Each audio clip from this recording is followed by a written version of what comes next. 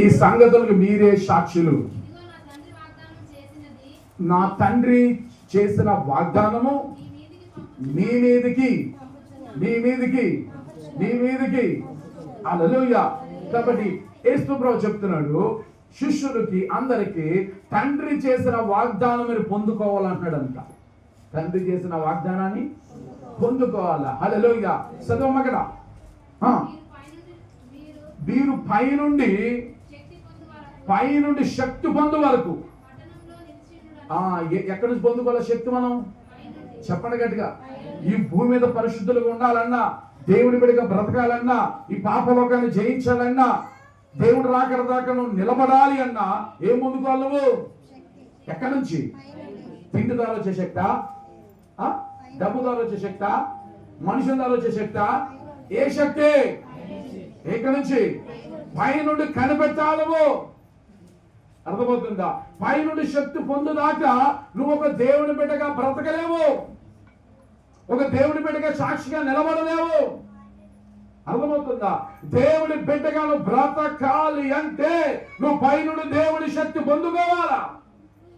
హల్లెలూయా. దేవుని శక్తి లేకపోతే నువ్వు నిజమైన క్రైస్తవుడు కావు. అర్థమవుతుందా? అందుకని బైబిల్ గ్రంథం సెలవిస్తుంది అక్కడ. అందుకని అపోస్తులు మొదటి 8వ వచనం రాస్తుంది. ఆయనను పరిశుద్ధాత్మ నీ మీద వచ్చినప్పుడు శక్తి పొందెదరు అన్నాడు ప్రభు. ఏమన్నాడైనా? ఆ సతన వచ్చిన త్వరగా సతం ముగిస్తాం. హల్లెలూయా. మొదటి 8వ వచనం. ఆయనను పరిశుద్ధాత్మ నీకు వచ్చినప్పుడు మీరు శక్తులను ధరింకా.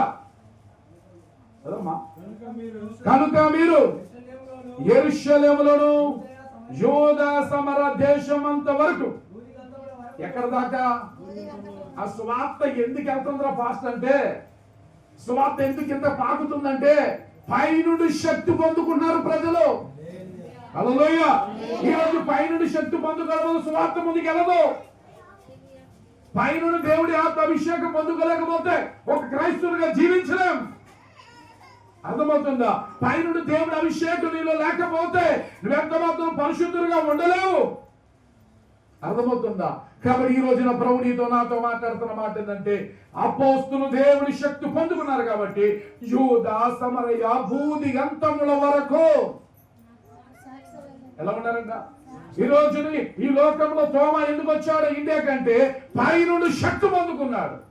హల్లెలూయా. పైనుండి అభిషేకాలు పొందుకున్నాడు.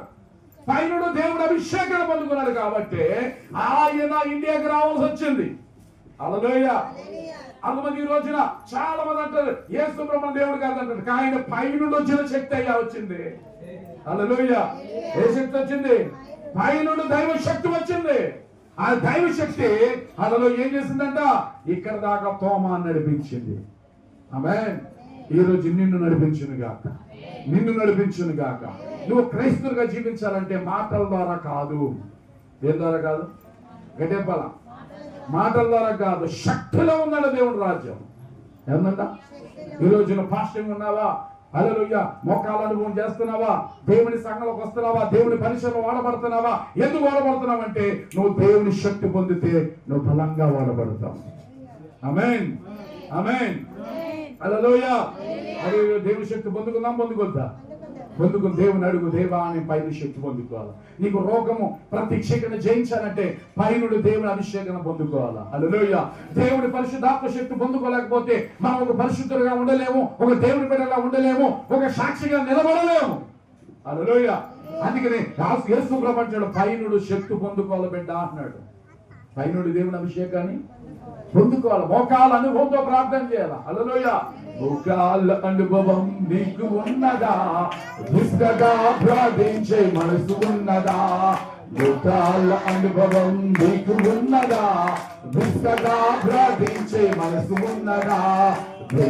దీపానికి ధ్వని అవసరం, నీ ఆత్మ దీపానికి ప్రార్థన అవసరం.